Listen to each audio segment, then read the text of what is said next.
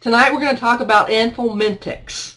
We're going to talk about some of the products, how you use them, the resistance issues, which is one of the major reasons that parasites have become a bigger problem for most of us, the concept of what Refuge is, what are some of the alternatives to the current, what I'm going to call chemical or pharmaceutical anthelmintics, and what might be ahead in the future. So that's what we're going to talk about tonight. If my volume lags at all, just jot something down in the chat box, or if you're having any problem with the volume where it's breaking up, just let me know. I'll try to keep my volume up during the whole session this evening. I use the term anthelmintic a lot, and really that's just the, I guess you'd call the technical or scientific term for anything that kills the worms or causes the animal to expel them from its body. Most of us call them dewormers, wormers, or drenches. Those are the common terms. Drench because the common method to deworm, at least historically for sheep, has always been a liquid. So you're actually, the process of giving a liquid medicine is called drenching, and that's where that phrase comes in. But I think most of us talk about dewormers or wormers. What's important to understand is there's a lot of dewormers on the market. I mean, if you go into a farm store or you pick up a catalog or go to an internet site, there's a lot of different drugs, different names, different trade names, different formulations. But really there's just three families of these anthelmintics or dewormers. And we group the families according to their chemistry, you know, how they're made, how they work against the worms. And the other thing that's common when they're in the same family is cross-resistance. If the worms become resistant to one of the drugs in a family, they're likely to become resistant to the others. And it varies to a little bit, but generally speaking, if you use a certain drug in one family, you're not going to have the use of another member of that family very long before resistance would develop there. So we've got three families, what we call the benzimidazoles, and then a family called the macrocyclic lactones, which actually has two groups in it, and then the third group, nicotinic antagonists, and it's got two groups in there too. And we're going to go through each one of these groups and talk about the characteristics of them. The first group is called the benzimidazoles. It's the first class of modern anthelmintics. I think the first one was introduced in 1961. If you look at the history of how we have treated sheep and goats or livestock for parasites, until basically the middle of the 20th century, about all that was used was natural products. Things like copper sulfate, nicotine sulfate. And it's not that those natural products didn't have efficacy against the worms, because they did. They just had a high risk of toxicity. For those of you who've been raising sheep and goats for a long time, you may recall phenothiazine. That was put in the salt, or it was used as a drench, and it was sometimes combined with lead arsenic to kill tapeworms. That went off the market, think from resistance issues. And then we had an organophosphate anthelmintic called halogen, but Loxone was the trade name. That one eventually went off the market for toxicity issues. It caused paralysis, particularly in Suffolk sheep. And then you'll notice number 4 here, I have thiabendazole, which we call TBZ. That technically is a member of the benzimidazole family. It's no longer on the market because the worms develop resistance to it. But the products that we currently have on the market, fenbendazole, which is sold under the trade name of Safeguard, which is the product approved for goats, and also Panicure. We have albendazole, which is sold under the trade name Valbazin. That is approved for sheep. It has a conditional license for goats as well. We'll talk about that. Oxfendazole is another drug within this group. It's called Synanthic. We don't hear too much about producers using this one, but it is in that group. And again, thiabendazole is off the market because it's no longer effective. It's been off the market for quite a while. The benzimidazoles, again, they have a similar chemistry and mode of action. They basically interfere with energy metabolism of the worms, which will be a little bit different than the other groups. The benzimidazoles are often called the white drenches because they're white. It's important that you shake them before you use them. They are probably the most broad spectrum of all the three groups. They kill both the adult and fourth stage larvae of the roundworms or nematodes. Remember, the adults suck blood and lay eggs in the case of the barber pole worm, but the fourth stage larva also sucks blood, and of course it will develop into an adult worm. So we definitely want to be able to kill it. Valbazen is labeled to kill adult liver flukes, so if that were a problem where you raise your sheep or goats, that can be significant. Valbazen is also labeled to kill the heads and segments of tapeworms. Safeguard is not labeled in that manner, but at 2 times the dose, it is effective against tapeworms. So that's another positive about this group of anthelmintics, but if you recall, tapeworms really aren't a significant problem that we really need to worry about. Just about every research study that's looked at treating for tapeworms when they're present shows that there's no benefit to treatment. The other important thing is they're effective, at least from a labeled standpoint, against the hypobiotic or the arrested larva. This is important. If you were giving a treatment prior to lambing or kidding in the wintertime or kind of before the springtime, you would want to make sure that you use something that was effective against this type of larva. They're also one of the drugs of choice, and in particular Safeguard, for the meningeal worm, the deer brain worm that we talked about in the first class. One of the things that the, quote, modern anthelmintics give us is greater safety. Again, Loxone had some toxicity issues. Natural dewormers like copper sulfate, nicotine sulfate also had some toxicity issues.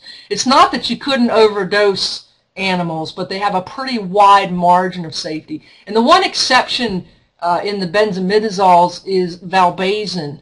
It's labeled for sheep, and specifically the label says do not use during the first 30 days of pregnancy or 30 days after you remove the rams. I'm sure it's true with goats too. It has been known to cause abortion. So if you were the type of producer that never took the male out and you didn't know exactly when that first 30 days of pregnancy was, you certainly wouldn't want to use this drug.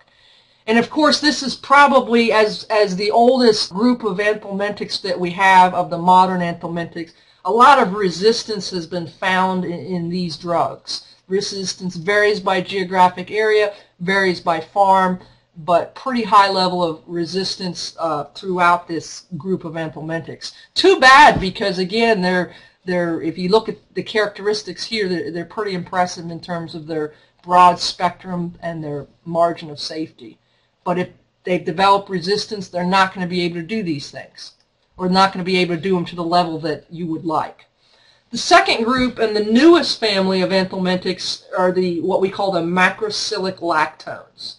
They came out, I think ivermectin came out in the early 1980s. We've got 2 groups in this family. The avermectins, which includes ivermectin and kind of its derivatives.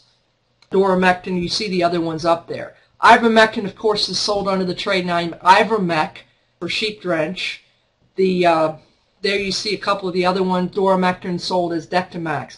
The second group, which is very similar to the avermectins but works just a little bit differently, works on a different neurotransmitter, is what we call the milbemycins. And the only drug in this group is moxidectin, which we know by the trade name Cydectin, or the horse dewormer Quest.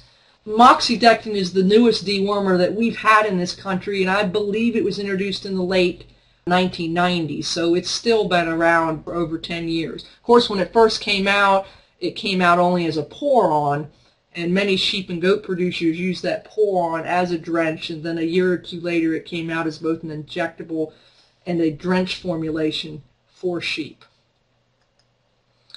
Some characteristics about the macrocyclic lactones. They're considered to be very potent, particularly when first introduced, and we had already been experiencing resistance with some of the other dewormers. They have persistent activity, which means they continue to stay in the system and continue to work after the initial treatment. When you give a benzimidazole, you drench that animal, it does what it's going to do, and it gets out of the system. Now, persistent activity is both a plus and minus.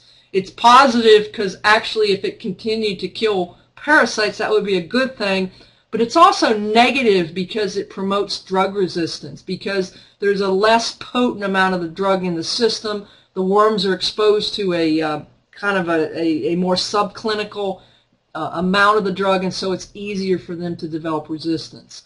The macrocyclic lactones are also very broad spectrum, but in a little bit different way than the benzimidazoles. They also kill the adult and fourth stage larvae of the nematodes. They're also effective against the hypobiotic larvae, those arrested larvae that kind of hibernate before spring. Where their broad spectrum is in that they have some efficacy against external parasites. Now, if you read the labels, the only actual or labeled claim is for ivermectin and nasal bots. None of the other labels will indicate anything about external parasites for sheep, but you will find those claims made in the cattle products, and I'm sure it works in the sheep products. They're just not on the label. Much like Safeguard does not actually have tapeworm efficacy on its label at the dose that's on the label. Ivermectin is also one of the drugs of choice should you have a problem with the meningeal worm. And I think in most situations where the problem with the meningeal worm, again, that's the deer worm, if it's significant enough and you're forced to give prophylactic treatments to try to prevent the problem, typically ivermectin is the drug that's being used for this. There is some environmental aspects of the macrocyclic lactones that are of concern. The dung beetles, these drugs in the environment are considered to have a possible negative impact. So that can be something else to think about. A lot of resistance has been reported in this group, particularly the avermectins, particularly ivermectin. Again, it came out in the 1980s, and people used them over and over and over again, and they developed resistance. In many situations, moxidectin is still effective, but resistance to it can develop very rapidly due to its similarity to the other drugs in this category. The macrocyclic lactones do not have efficacy against liver flukes. The only approved drug that does is valbazin or albendazole, and there's other drugs that could be used off extra label. Our veterinary friends from Connecticut indicate that they work for fly strike as well. How long does an animal shed ivermectin in the feces after treatment? I'm concerned for its effects on soil biology. Unfortunately, I can't answer that question. I'd have to follow up on that for you if you want to email me. I just know that there is a concern in particular about ivermectin and its effect on the soil insects. The third group, and they were introduced before the macrocyclic lactones, is the nicotinic agonists. And there's two groups of them, and I'm going to choose not to pronounce either of those two groups because those are just awfully long words. Basically, we've got two drugs in this group that we use on sheep and goats. Actually, three. A third one we sometimes use. The first one is levamisole, which is the packet that you see on the top, primarily sold under the trade name Prohibit. Previously was sold under the name Tremisol and Levasol. Used to also be available in oblets, big pills. This drug went off the market for a couple of years. A lot of explanations on why that might have happened. I guess I don't know for certain. But they are manufacturing the drug again, and it is back in supply. It may not be full supply, but it's definitely back on the market. The other drug is the one down at the bottom, Morantel, or sold under the trade name Rheumatel, or in this case, sometimes they'll just call it positive pellet or goat dewormer. It's a feed product. And then the other one, Strongyt, is a horseworm, and it has been used. Still not available in Canada, levamisole. That's so ironic because The ingredient for levamisole, my understanding, and again I'm just passing along hearsay because I don't know anything factually, but my understanding that the ingredient came from China, and they lost a supplier of that ingredient for whatever reason, and now the supplier of that ingredient is now in Canada. So the ingredient comes in Canada, but the product's not available in Canada. I did some workshops last year in Nova Scotia, and they said next time I come up, I should put some prohibited in my baggage. I just might do that, as long as I can get some Baycox in Canada and bring that back to the States, because we don't have that drug available for Coccidia. Okay, continuing and talking a little bit more specifically about these products, levamisole is a clear dewormer. It's actually yellow, looks a lot like mellow yellow or lemonade. It's broad spectrum, not as much as the other ones, but broad spectrum in terms of the type of nematodes that it kills, and also that it's effective against adult and fourth stage larvae. Hypobiotic larvae, I've got a question mark there, because when I research it on the web and on different articles and research papers, I see both claims. No, it's not effective. Yes, it is. The significant thing about levamisole is that it is considered to have a lower margin of safety, safer than the old-time dewormers, but not as safe as the other groups of dewormers, or the other dewormers, especially the injectable form, which we generally don't or shouldn't give in sheep and goats anyhow. Resistance to levamisole varies from being relatively low and being the most effective dewormer in many locations to being very high. It just depends on past use. The other unique thing about levamisole is resistance, which develops because of resistant genes. In levamisole, that resistance is sex-linked. It's on sex-linked gene. So the belief is that because the resistance is sex-linked, if we don't use it for a long time, perhaps we get it back. I don't know of any documented research on that, but I do find it kind of ironic in that this drug has been around a very long time, and in some places, like I'm going to share some data with you later, in my geographic area, it's probably the most effective drug around. I can show you some other data from Oklahoma that we'll show tonight where it wasn't effective. So it's going to depend very much on how much it's been used. The Rumetel is the feed additive. This one, its biggest limitation is it's only effective against adult worms. And the other limitation, I think, is that it's a feed product, which means you're going to have to deworm typically everybody, unless you were to deworm, say, a goat on a milking stand or something, you had just a few goats. But if you have to deworm, if you dewormed everyone, one, they don't need it, and two, one animal will get more, and one animal may not get enough. And as far as resistance, I don't think we know much about it.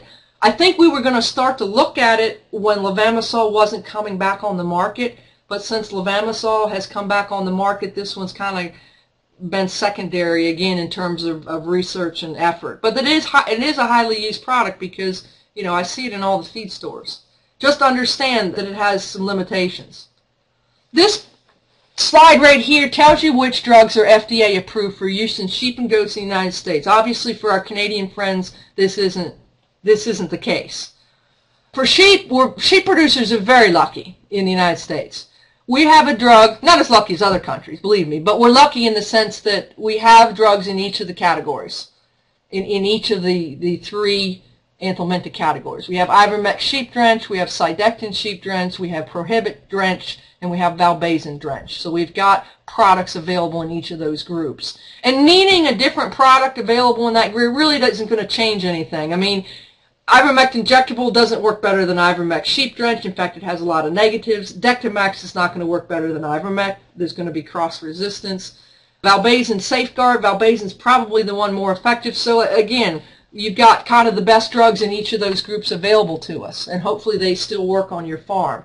On the goat side is where we got real disadvantages. We've got Safeguard, fenbendazole, but the labeled dosage is not sufficient. The company will recommend, knows that it needs to be doubled, so that makes it extra label. Valbazen has received, I think, a 7-year conditional license to be used for goats for liver flukes. I don't think it's broadly FDA approved for general use in goats.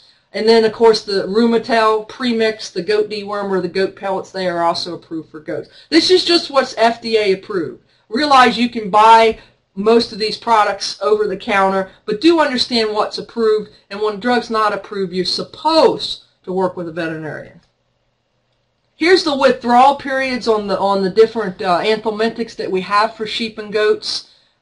Again, they're just going to be listed if they're approved for that species or approved for the purpose of that species. One of the real negatives we have, I think, in the anthelmintics is for dairy producers, in that really they're not specifically approved. So if you're a dairy farmer, sheep or goats, it's essential really that you work with a veterinarian to make sure that you're using the drugs extra label properly and that you're using the proper withdrawal period.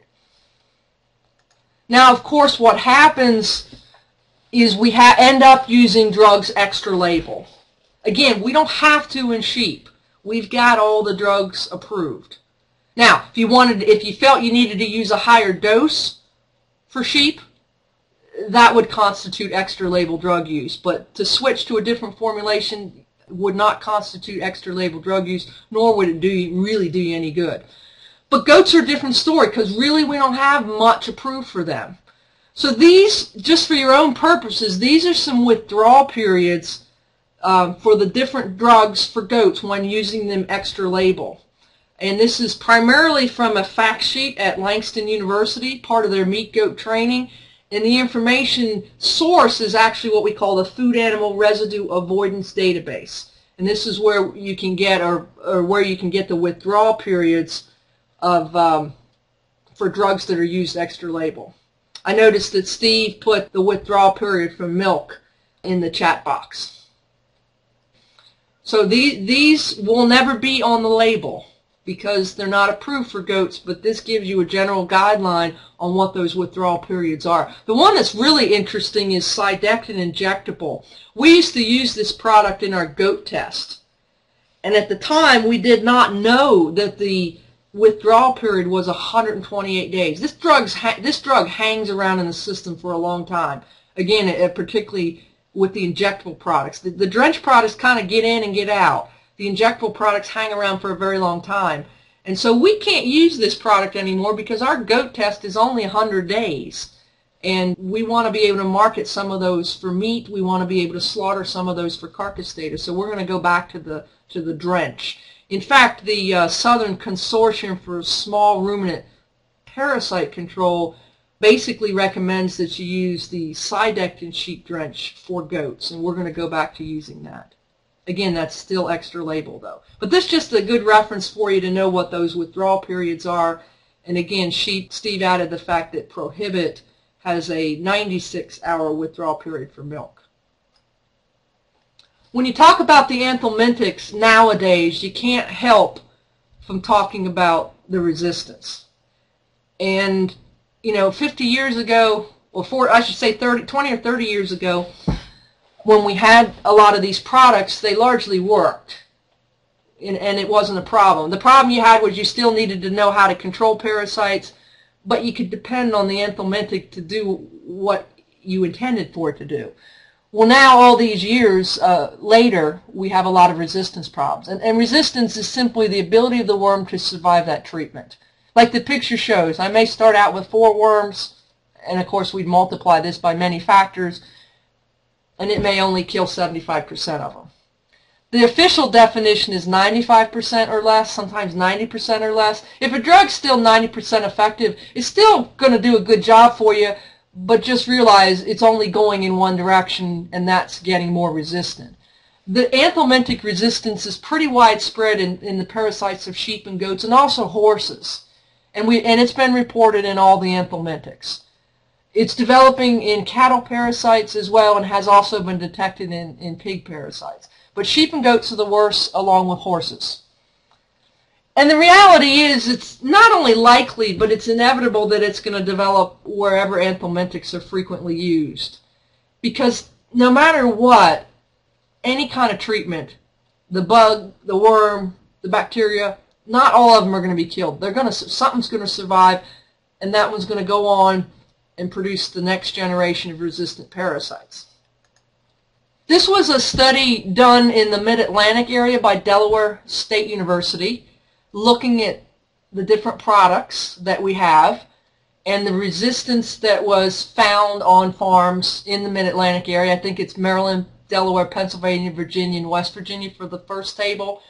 And keep in mind that, again, we're defining resistance as 95% or below 95%. So you could have a farm that had, well, fenbendazole worked 80% or 20%, it's all of them together. So almost every farm had resistance to fenbendazole, so Safeguard or Valbazen.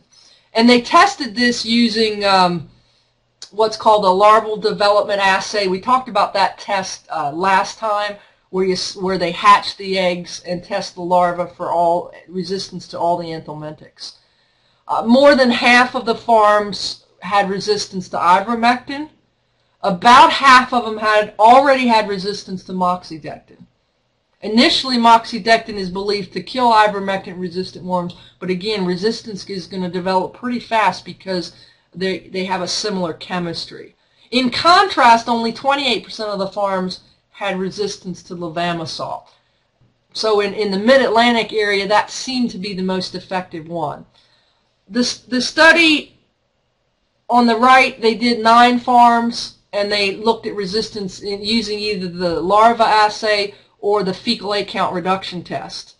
In this case, all of the farms, and that first funder sheep should be 4 out of 4.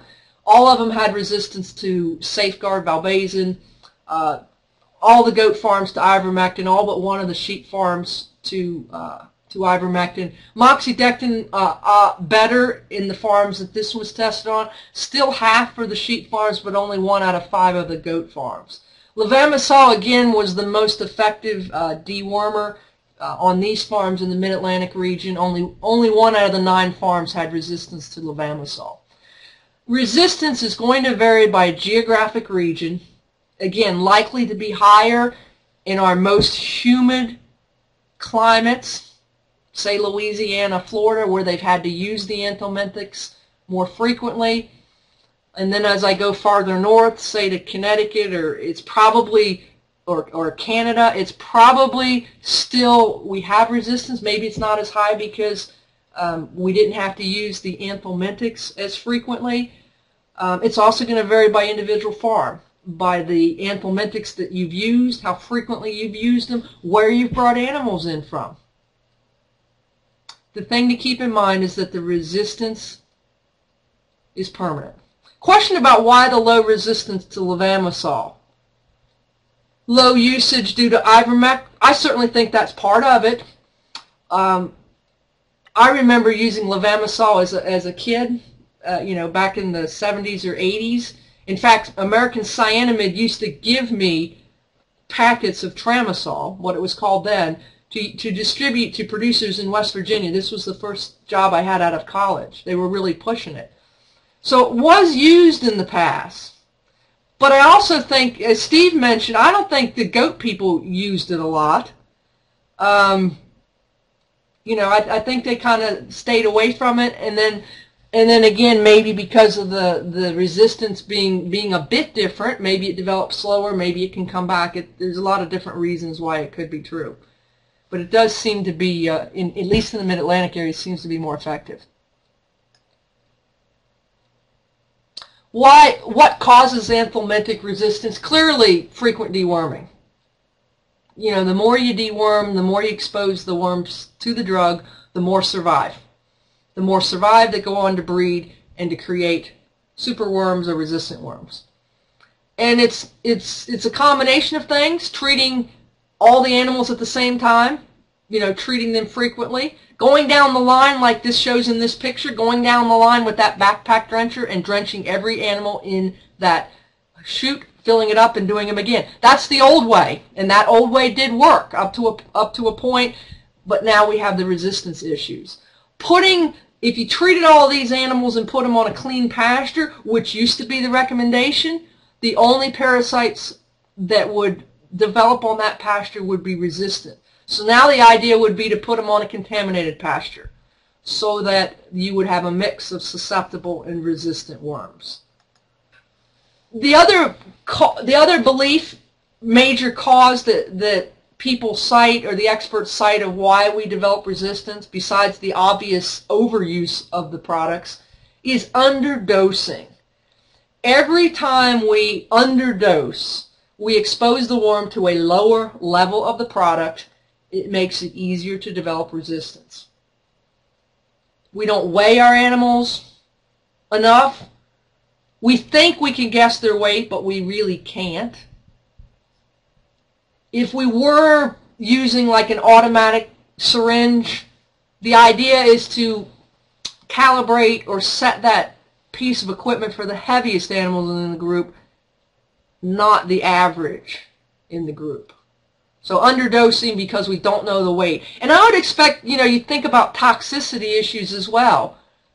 If you're going to use levamisole, particularly if you're going to use the injectable, which I don't recommend, you want to make sure you do that on an accurate weight.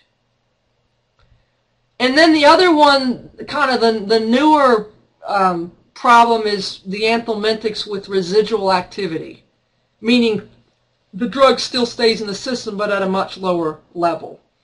Makes it easier to develop resistance. Examples: the persistent activity anthelmintics in the macrocyclic lactone group. It varies by product and formulation. Injectables, giving an injectable and injecting it.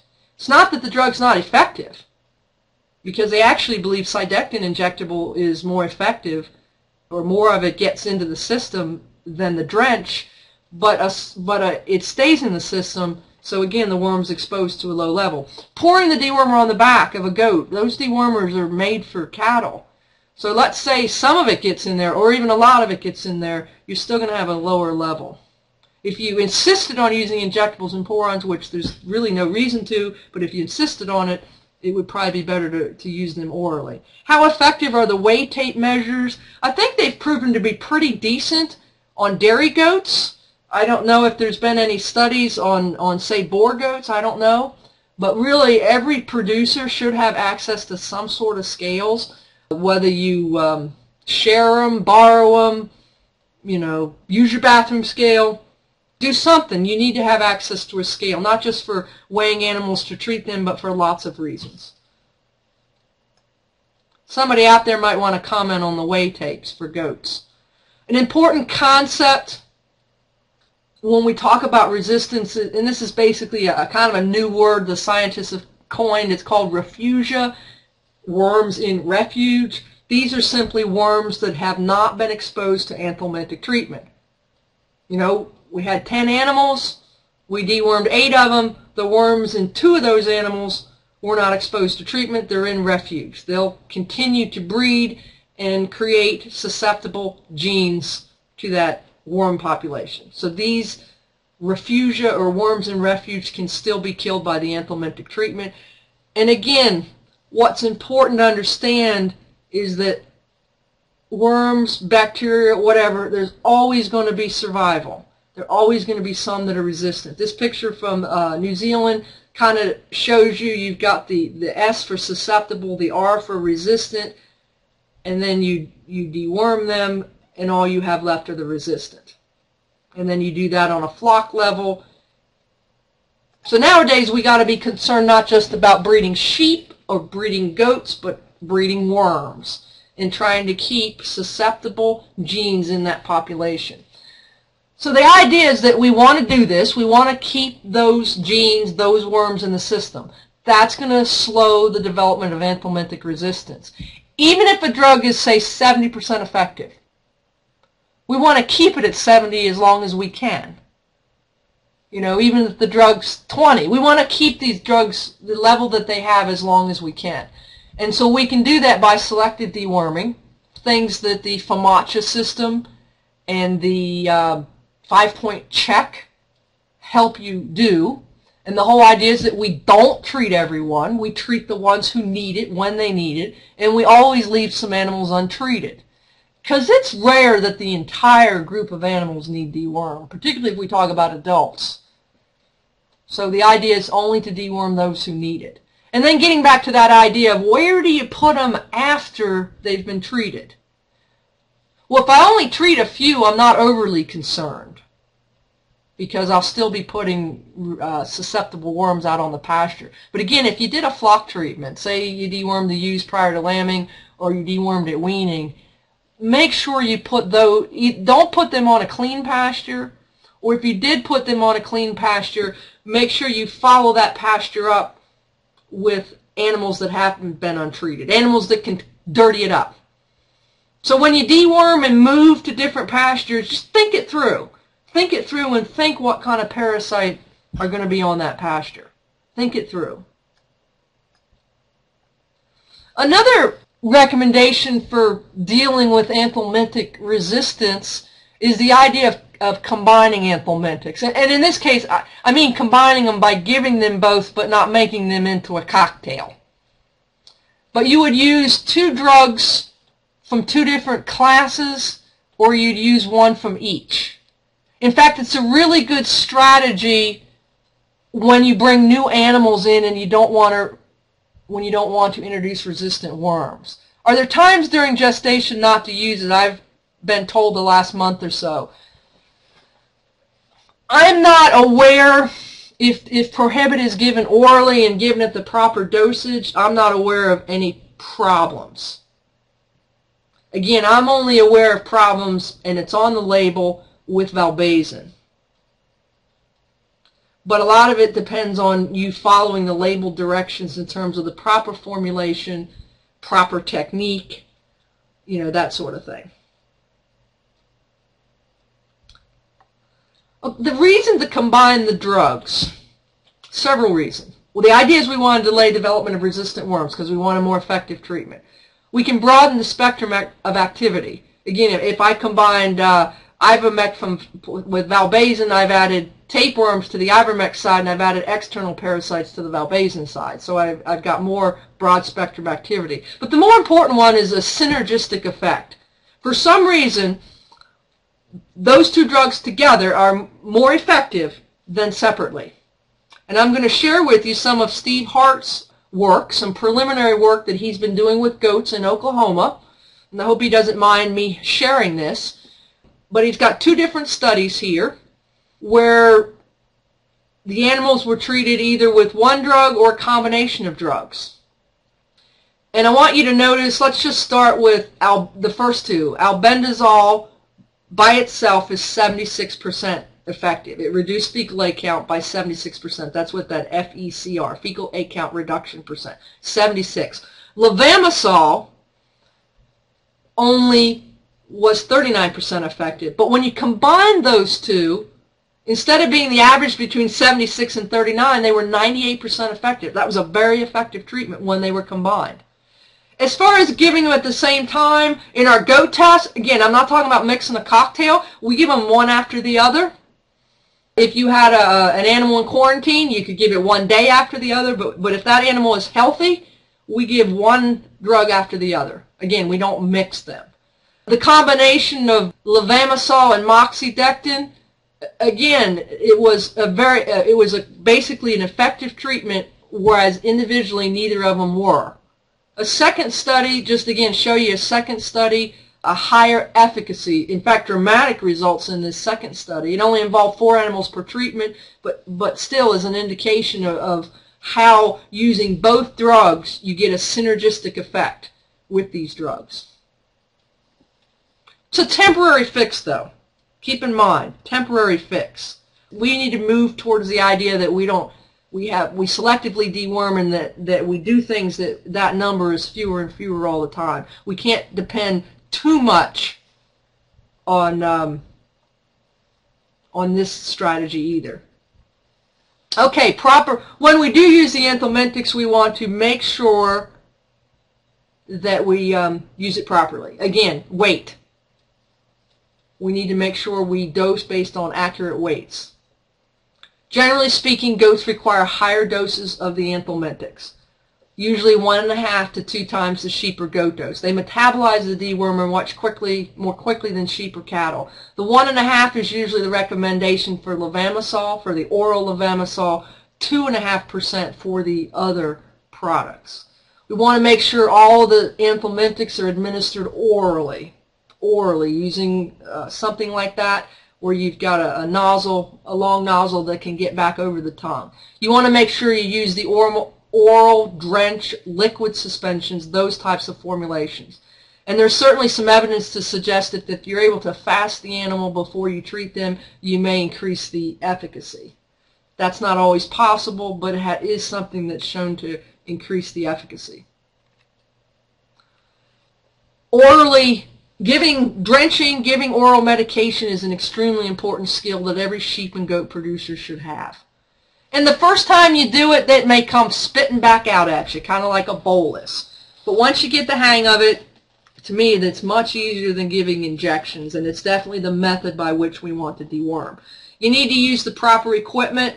This is a little hand drench syringe, really small, really suitable for small goats. These kid goats were probably about 40-50 pounds. So you can get different size nozzles, different size syringes for different size animals. You want to keep the equipment in good shape. You want to calibrate it properly. When you're drenching, you don't want to stick their nose looking up at the star. You don't want to stick their nose looking down at the dirt. You basically want to do it fairly level. Hold their head level. You want to put the nozzle into the side of the mouth, and you want to go back over the tongue. We want to get the drug over the tongue, not in the mouth. If we put it in the mouth, the drench may bypass the rumen, and we don't want it to do that because then it can't do its job. We don't need to be in a hurry. We need to let the animal swallow. Sometimes I'll cover their nose to help them, to make them swallow. We want to be gentle. We don't want to injure them. This isn't a hard skill, but yet it's an important skill that people have messed up before. Sometimes you do get a little bit in their lungs, and they'll do a little bit of coughing afterwards, but generally speaking, once you get the technique down, it's not that hard. We're going to switch over to Coccidia Stats. They're not Anthelmintics, but they're certainly products that are important to controlling internal parasites. Coccidia Stats is something that's added to the feed and water that affects the life cycle of the Coccidia. Does not treat Coccidia. There's basically three kinds. Ionophores, which include Bovatec and Rumensin, and then decox. These are added to the feed or to the mineral. And then we have Amprolium or Corid, which is added to the water. Again, they don't kill the Coccidia, they slow it down, they affect its reproduction, they affect its life cycle. So in order for Coccidia Stats to be effective, they need to be fed at least 21 days, 3 weeks before your risk period. For example, I'll put a Coccidia Stat in the mineral the month before my lambs are due to be born. So for a month, I'll have a product that will help reduce the Coccidia in the environment to which those lambs will be born. One of the limitations to Coccidia Stats is consumption. You put it out free choice, you don't know how much they're consuming. You put it in a grain ration. If you're hand feeding ewes, you should know in general how much they're consuming. If you're creep feeding lambs or kids, you don't know. So it is a limitation.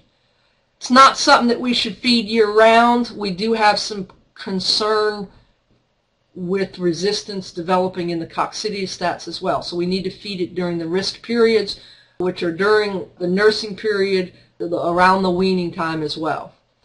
Coccidia Stats can be used under USDA natural standards. They're narrowly classified as an antibiotic, but they are allowed if they are declared. These are the products that are approved or not approved for sheep and goats. As I mentioned, Bovatec, Decox, and Rumensin are the products available. Bovatec and Decox are approved for sheep. Rumensin and Decox are approved for goats. Corid is approved for neither, so it's an extra label use.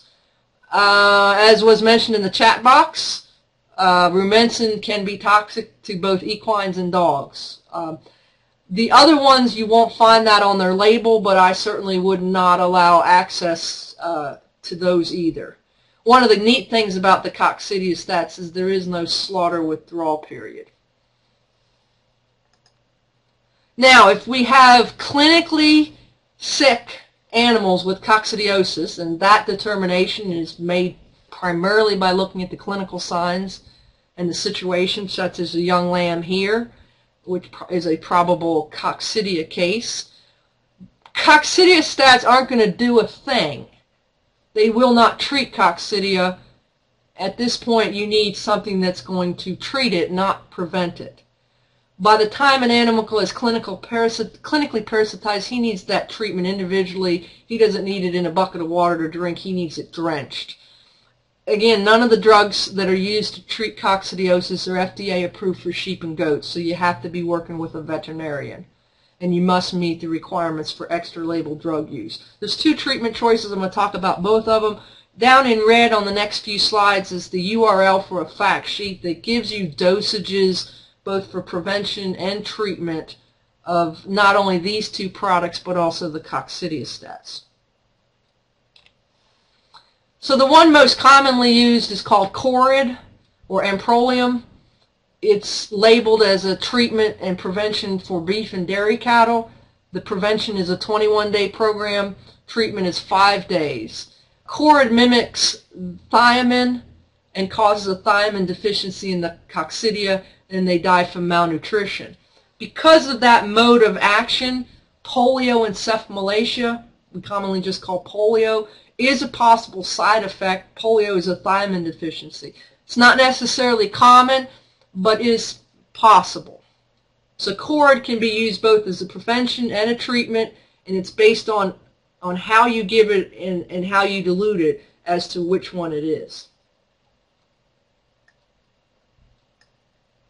The other choice, and many people think is perhaps more effective, are the sulfa drugs, and there's some different products on the market. Dimethyl is a common one, Alban, which is the same drug.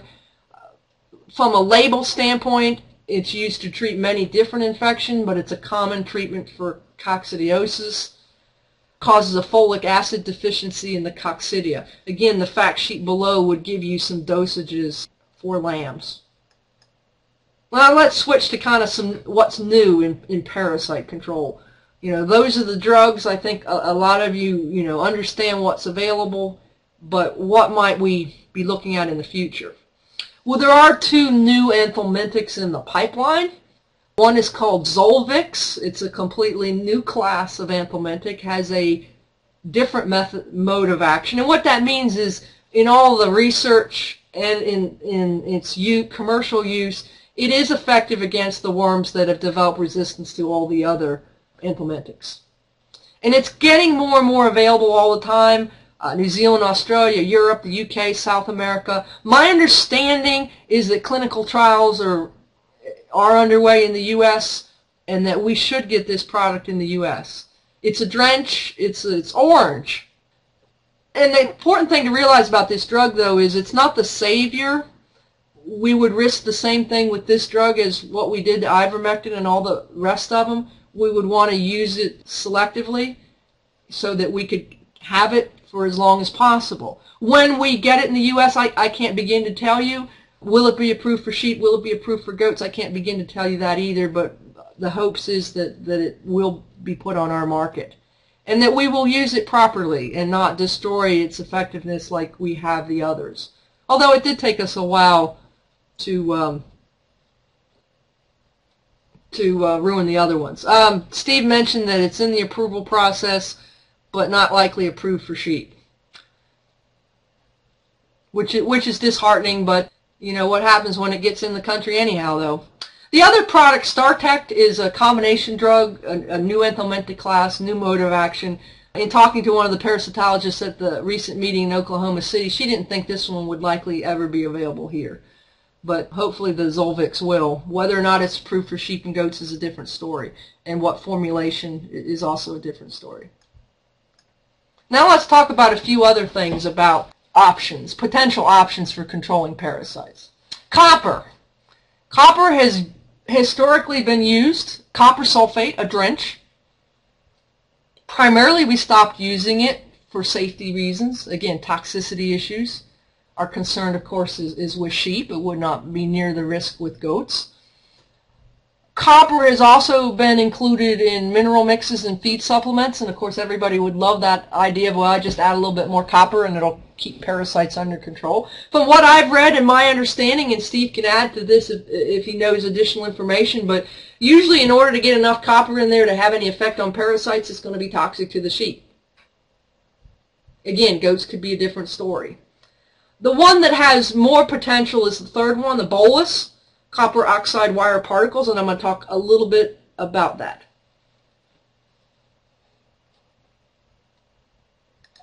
Copper oxide wire particles.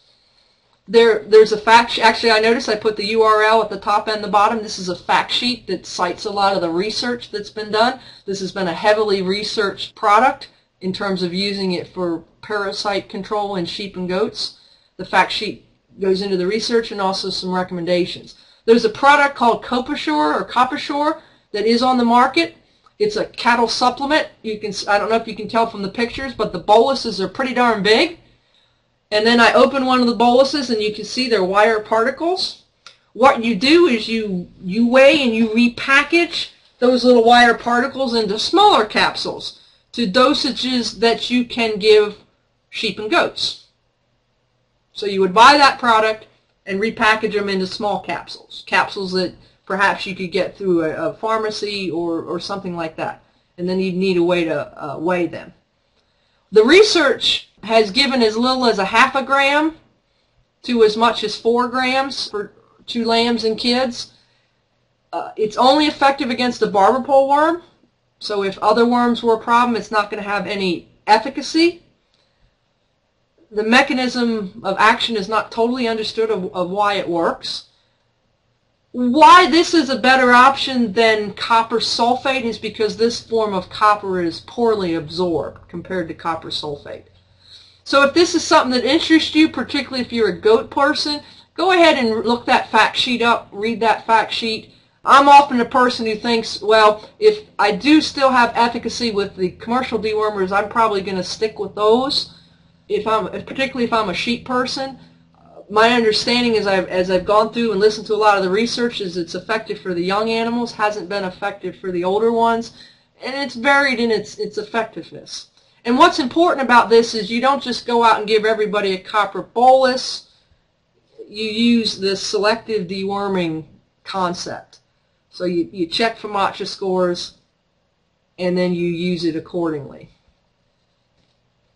And they haven't run into any toxicity issues with sheep. But again, I always encourage producers to be cautious.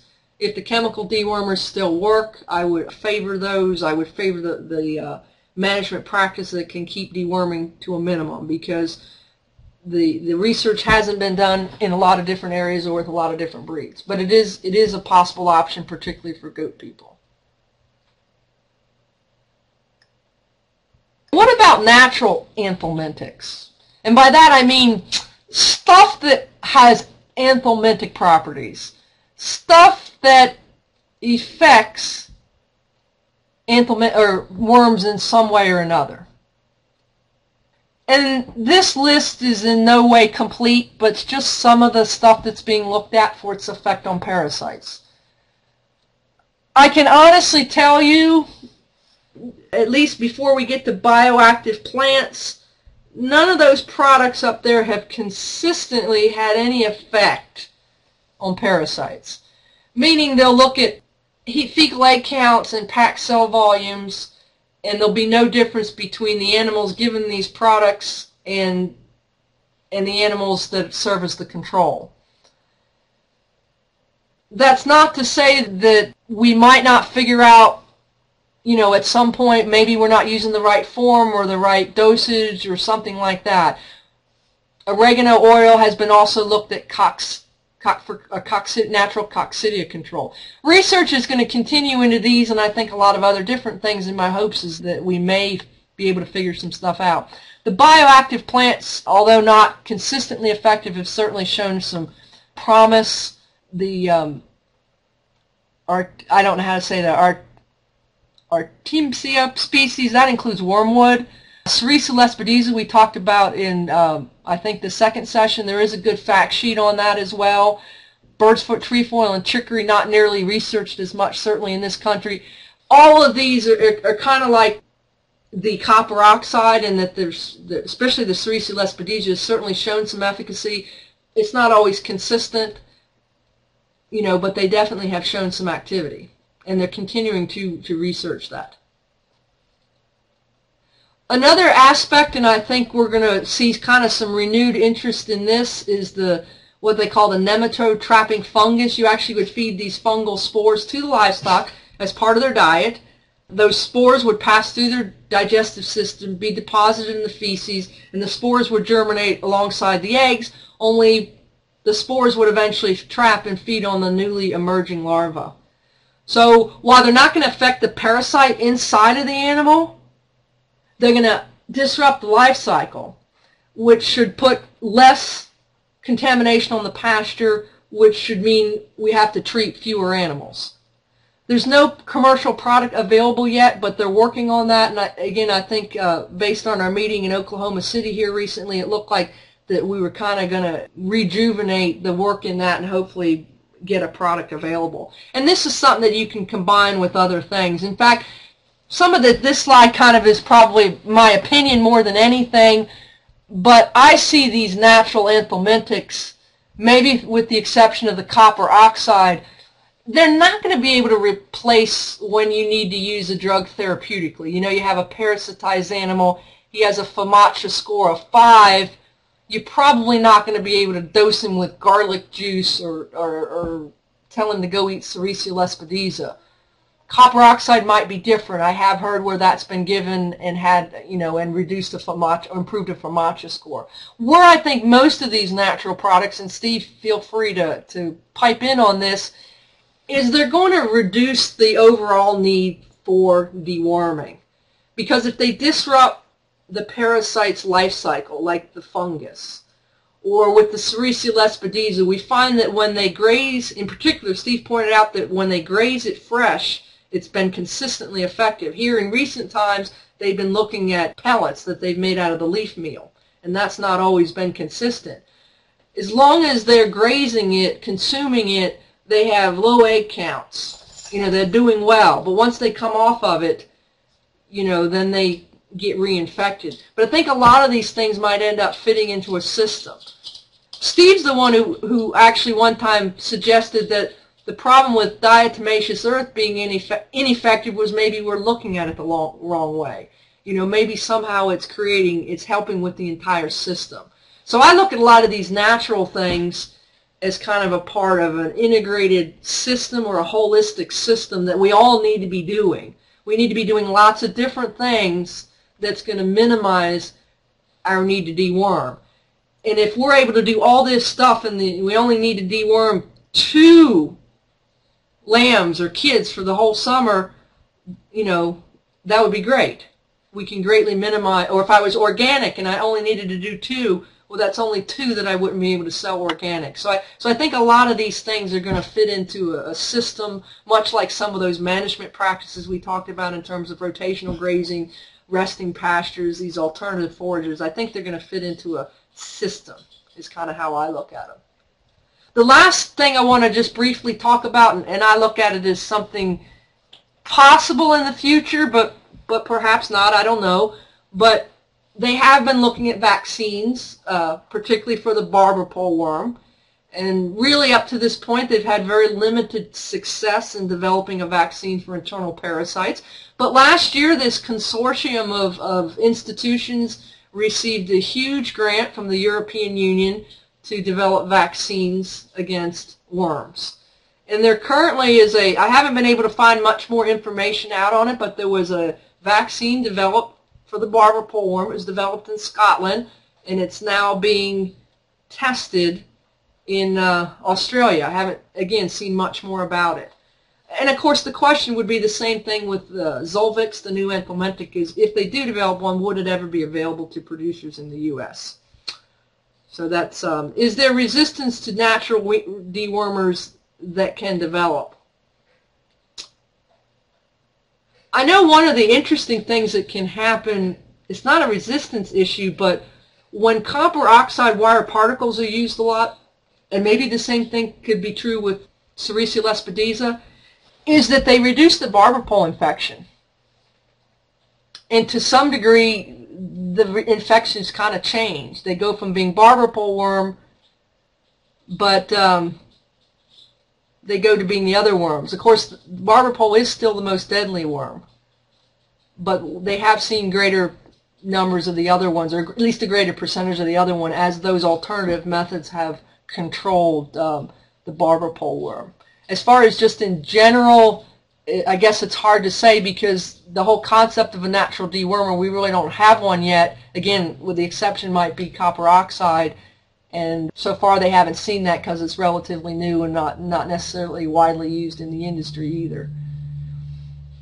And I don't mean to tell you not to use the copper oxide. I just want you to proceed with caution if you're a sheep producer. Use it selectively. Don't feed it, individually give it, and that sort of thing. Because a lot of areas of the country